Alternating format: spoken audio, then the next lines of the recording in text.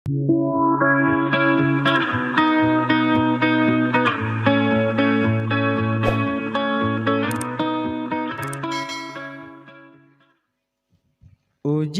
Tuhan kepada semua insan adalah kehidupan ini. Yang baik menjadi tuntutan, yang buruk dijauhkan. Syurga yang dijanjikan bukanlah suatu khayalan tentang nikmat berpanjangan ilahi.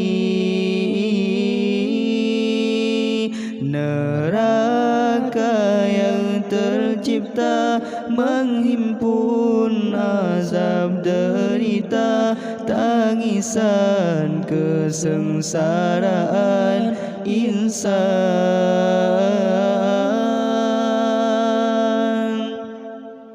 Syurga adalah kelezatan buat hamba beriman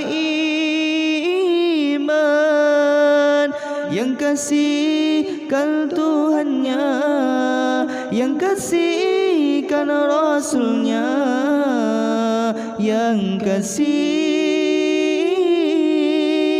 agamanya. Neraka tempat kemurkaan antara kedurjanaan insan yang lupakan Tuhannya, yang lupakan Rasulnya, yang lupa agamanya.